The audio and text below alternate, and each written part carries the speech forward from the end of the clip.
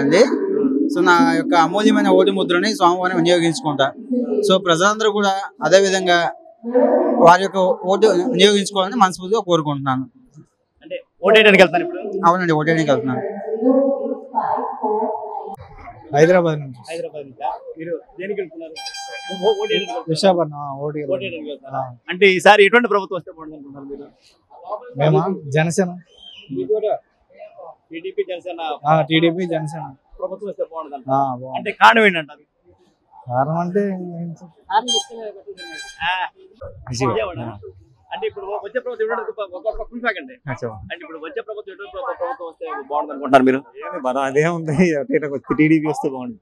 TDP వస్తే బాగుంటుంది అంటే కారణం ఎందుకంటే ఏం లేదు, మామూలుగా డెవలప్మెంట్ కోసం. అమ్మఒడి ఇస్తున్నారు సార్, నెలకు 10,000 ఇస్తున్నారు సంవత్సరానికి. ఇప్పుడు పామాయిల్ ప్యాకెట్ 85 రూపాయలు ఉండేది, 170 రూపాయలు ఉంది. కరెంట్ బిల్లు 150 రూపాయలు వచ్చేది. 650 రూపాయలు 700 900 వస్తుంది కరెంట్ బిల్లు. సిమెంట్ పత్త 200 రూపాయలు ఉండేది, 400 రూపాయలు వచ్చింది. ఆ ప్యాటీలు ఏమిటి జగన్ గడి ప్రతి దాని వల్ల వేసిపోతుంటే ఏం చేస్తారండి? బొచ్చేజీలు ఎంత ఉండేది, బొచ్చేజీలు పెంచాడు. ఇసుక కూడా మొత్తం 2,000 అడితే తీసుకొచ్చి తాటరు, 5,000 అడితే తీసుకొచ్చి తాటరు వస్తుంది. అది వలసలు పోయినట్టున్నారు చాలా మంది. టాపిక్ పని ఏం చేస్తామండి? పోతే పోతాం. జగన్ ప్రభుత్వం చెప్తే పోతే చేస్తామండి. ఇగో ఉలాడు తిరుగుతున్నాం అలాగా. ఇగో ప్రభుత్వం వల్ల ఇగో బస్సులు కూడా లేకుండా ఇలా తిరుగుతాం. దారి తెలియకుండా ఇగో 3 గంటలకు వచ్చినాము, మధ్యాహ్నం 3 గంటలకి. 3 గంటలకు ఎక్కడ పడేస్తుంది బస్సుల్లో. ఇగో టికెట్ కూడా ఇగో ఇప్పుడు చెప్పినాను 3,300 ఎట్టి. ఎక్కడి నుంచి తునికి చేపించుకుంటే 3,300 టికెట్. ముగ్గురికి 3,330 రూపాయలు. ఎక్కడి నుంచి తునికి పెట్రోల్ ధర ఎంత? 79 రూపాయలు పెట్రోల్ ధరలో టీడీపీ హయాంలో. ఇప్పుడు 110 రూపాయలు అయింది పెట్రోల్ ధరలో. బైక్ కొనుక్కుంటే బైక్ 69,000 ఉండేది స్ప్లెండర్, ఇవాళ 10,000 అవుతుంది బైక్. అదేంటి పరిస్థితి, అలా ఉంది జగన్ పరిపాలన.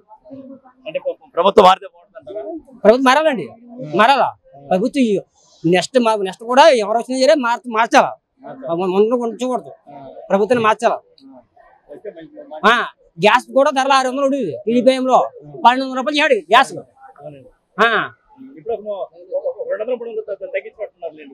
ఇప్పుడు తగ్గించారండి 900 చేయడు. అదే ఓట్లు వేయరని చెప్పి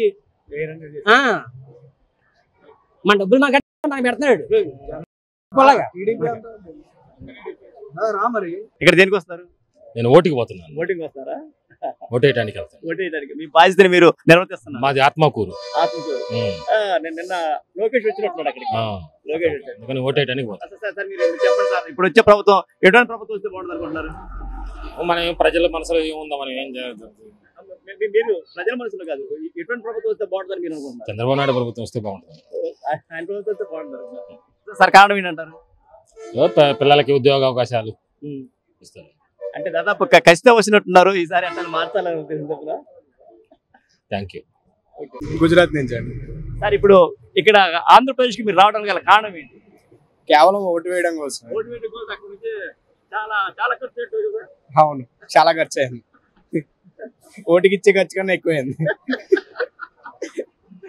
ఇప్పుడు ఆంధ్రప్రదేశ్ లో ఎటువంటి ప్రభుత్వం వస్తే బాగుంటుందని మీరు అనుకుంటున్నారు? అంటే ప్రస్తుతం ఉన్న ప్రభుత్వం ఆల్రెడీ కొన్ని చేసింది, చాలా చేసింది. పూర్ పీపుల్ కి చాలా చేసింది. బట్ వాటితో పాటు ఇంకా బెటర్ కనుక చేస్తే ఈ ప్రభుత్వం కంటిన్యూ అయితే బాగానే ఉంటుంది. లేదు అనుకుంటే కనుక అందరూ మార్పు రావాలనుకుంటున్నారు. బట్ ఆల్రెడీ ఉన్న ప్రభుత్వమే కొంచెం ఇంకా బెటర్. అంటే ఆంధ్రప్రదేశ్ లో డెవలప్ ఉంది అనుకుంటున్నారా? డెవలప్మెంట్ లేదు. కేవలం అంటే ఇప్పుడు చిన్న స్థాయి వాళ్ళకి మంచి జరిగింది, కానీ జరగందని నోటీస్ చేసి ఆంధ్రప్రదేశ్కి ఏం జరగలేదు అని అంటున్నారు. బట్ కోవిడ్ టైంలో జరిగింది మర్చిపోయారు. అండ్ ఇంకా చెప్పాలంటే ఇంట్లో సంథింగ్ అంటే విడోస్ ఉంటారు, వాళ్ళకి వచ్చిన డబ్బులతో వాళ్ళు బతికే ఛాన్స్ ఉంది గవర్నమెంట్లో. కానీ అంతకుముందు ఆ ఫెసిలిటీస్ అనేవి లేవు. బట్ నేనేమంటున్నానంటే ఈ గవర్నమెంటే ఆ ఉద్యోగాలు కానీ ఇండస్ట్రీస్ కానీ తీసుకుని వస్తే మేబీ బెటర్ ఛాన్స్. కోవిడ్ వల్ల 2 సంవత్సరాలు ఆల్రెడీ పోయింది. కోవిడ్ టైంలో మన గవర్నమెంట్ చేసినట్టు తెలంగాణ గవర్నమెంట్ కానీ బెంగళూరు గవర్నమెంట్ కానీ ఇంకే గవర్నమెంట్ చేయలేదు. ఆరోగ్యశ్రీ పథకం కానీ లిటరల్లీ చెప్పాలంటే చాలా బాగా చేసింది. కేవలం దాని గురించి ఏం చెప్తున్నానంటే చంద్రబాబు గారు ఓకే ఆయన ఇండస్ట్రీస్ తీసుకొచ్చారు, బట్ పూర్ పీపుల్కి వెళ్ళాల్సింది వెళ్ళలేదు. ఇంకా చెప్పాలంటే ఈ మనీ ఏదైతే ఉందో మనీ డబ్బులు ఒకటే పంచిపెట్టారు అనుకుంటున్నారు, బట్ పేదవాళ్ళకి మెయిన్ తినడానికి తిండి, ఉండడానికి ఇల్లు, ప్రజెంట్ ఇప్పుడు ఇల్లు ఏదైతే పంచిపెట్టారో ఉండడానికి ఇల్లు తినడానికి తిండి ఇవే కదా మెయిన్ కావాల్సింది. అది ఈయన చేశాడు. చేయలేనిదల్లా ఇండస్ట్రీస్ లేకపోవడం, ఉద్యోగాలు లేవు, వేరే చోటకి వెళ్ళి ఉద్యోగాలు చేసుకోవాల్సి వస్తుంది. చదువుకున్న వాళ్ళకి ఉపాధి లేదు. ఆ డిఎస్సి నోటిఫికేషన్ ఏదైతే ఉందో అవి కూడా రిలీజ్ చేయలేదు. జాబ్ క్యాలెండర్ అన్నారు, అవి కూడా రిలీజ్ చేయలేదు. కేవలం జరగనివి ఒక 10 ఉన్నాయి, జరిగినవి చాలా ఉన్నాయి. అంటే యాక్చువల్గా మీరు ఫస్ట్ మీరు చెప్పేదానికన్నా లాస్ట్ వీక్ నేను చెప్పాను అనుకోండి, నలుగురు ఉపయోగపడుతుంది అనుకుంటున్నాను. ఏదండి? అంటే ఒక మనిషికి ఉపాధి వచ్చింది అనుకోండి. అవునండి, ఉపాధి ఉంది అవునండి. మొత్తం ఆటోమేటిక్గా మనీ సర్క్యులేషన్ అయితే 4 పథకాలు మీరు అవునవునండి. ఒక మనిషికి ఉపాధి కలిగిందంటే సార్ అతనికి మళ్ళీ ఫ్రీగా అమౌంట్ ఇవ్వాల్సిన పని లేదు కదా సార్. ఒక మనిషికి ఒక ఎంప్లాయ్మెంట్ దొరికింది అంటే అతనే తన కుటుంబాన్ని పోషించుకోగలడు. అది సింపుల్. అంటే ఫ్రీ ఎన్ని రోజులు ఇస్తారని అంటారా? అంతే. ఇప్పుడు ఫ్రీగా ఇచ్చే కన్నా ఒక మనిషికి ఒక ఉపాధి కల్పించాము అనుకోండి, తనే మనీ సర్క్యులేషన్ ఎలా చేసుకోవాలో చూసుకుంటాడు. ఇప్పుడు 10,000 ఇచ్చామంటే అవి ఎలా ఖర్చు పెట్టుకోవాలో చూసుకుంటాడు తప్ప మనకి ఏదన్నా వచ్చే విధానం చూపించామనుకోండి దాన్ని బట్టి తను ఇంకా సోర్సెస్ వెతుక్కుంటాడు. అది చేపల పడతో నేర్పించాలి కానీ చేపలు అనేది ఇవ్వకూడదు. ఇస్తే ఉంటాడు, ఎవడన్నా ఇస్తాడని చూస్తాడు మళ్ళీ. అది అంతేగాని మళ్ళీ ఇప్పుడు నాకేదైనా అలవాటు చేశారు అనుకో, మళ్ళీ ఎవరైనా ఇస్తే బాగుందంటే నేను వేచి వస్తా.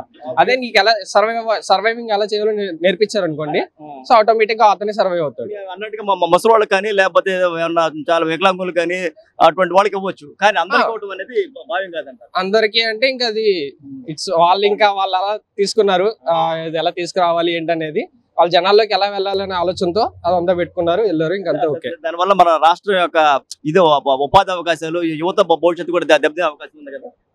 ఉంది అంటే ఉంది కదండి, ఆబ్వియస్ గా. మరి అది ఇంకా అది ఎలాగైనా ఆబ్వియస్ గా మన దగ్గర నుంచే తీసుకోవడం మనకి ఇవ్వడం అన్నట్టు ఉంటది. ఇంకా అది అందరూ కూడా గుర్తించాలి, ఏం జరిగింది ప్రీవియస్ 5 years ఏం జరిగింది, ఇంకా దాన్ని ఎలా బెటర్ ఇంప్రూవ్మెంట్ ఎవరికైతే చూసుకుంటే ఎలా ఉంటుంది అనేది చూసుకోవాలి. ఇంకా అది అండ్ ఈ ఎలక్షన్స్ కి రావడానికి కారణం మా బావగారు. ఆయన పట్టుబట్టి నువ్వు వెళ్లాల్సిందే, ఓటు వేయాల్సిందే అని చెప్పి ఆయన మొత్తం ఆయన చెప్పడం వల్ల నేను వచ్చి ఓటు వేస్తున్నాను. మార్పు అంటే ఇంకా ఇండివిజువల్, అది మనం ఏదో ఓపెన్ గా చెప్పలేము పబ్లిక్ ప్లేస్ లో. అది ఓకే. చూస్తా ఉండండి, ఇప్పుడు కనీసం మధ్యాహ్నం నుంచి వీళ్ళందరూ వెయిట్ చేస్తున్నారంట. హైదరాబాదు వివిధ ప్రాంతాల నుంచి తుని, రాజమండ్రి, వెళ్ళవందరు ఇక్కడ ఉన్నారు. మాకు చిన్నపిల్లలతో సహా ఇక్కడ కూర్చున్నారు. ఇక్కడ చిన్నపిల్లలతో సహా మధ్యాహ్నం నుంచి ఇక్కడ కూర్చున్నారు, తిండి తిప్పలు లేకుండా. సరైన బస్ సౌకర్యం అనేది ఏం కల్పించట్లేదని చెప్పేసి వాపోతున్నారు. ఎందుకంటే మేము ఓట్లు వేయాలి కదండి, ఓట్లు వేయడానికి ఎన్నో రేట్లు కూడా డబల్ ఛార్జీలు అయినా గారు వాళ్ళు వచ్చి మేము తీసుకుని వెళ్తున్నామండి. కానీ అందుకు తగ్గట్టుగా కనీసం ఎవరికి మాకు బస్సు సౌకర్యం ఇంకా కల్పించలేదని చెప్పేసి అన్నారు. చూడండి, కొంతమంది అట్లా పడుకొని కూడా ఉన్నారు, అక్కడ పిల్లాజాలతో కలిసి పడుకొని ఉన్నారు. మీరు చూస్తా ఉండే మధ్యాహ్నం నుంచి చూసి అలసిపోయారు పాపం. ఎందుకంటే ఎక్కడి నుంచో వచ్చారు కదా, నుంచుంటానికి కూడా కనీసం ప్లేస్ లేని పరిస్థితిలో ఉందని చెప్పేసి అన్నారు. కొంతమంది రిజర్వేషన్ చేసుకున్నా కానీ, దానికి రిజర్వేషన్ చేసుకున్నా కానీ జనాలందరూ ఫుల్గా నిండిపోవడంతో ఇక్కడ విజయవాడ వచ్చి చేంజ్ అయిపోయి వేరే క్యాబులు బుక్ చేసుకున్నామంటున్నారు. ఇక్కడ పరిస్థితి మీరు చూడవచ్చు, ఎట్లా పడుకున్నారో వాళ్ళందరూ. ఆర్టీసీ వారు ముందు చూపు లేదని ఒక్కొక్కరు ఆవేదనతో ప్రశ్నిస్తున్నారు. వివిధ ప్రాంతాలకు చెందిన వాళ్ళందరూ వీళ్ళందరూ వెళుతున్నారు.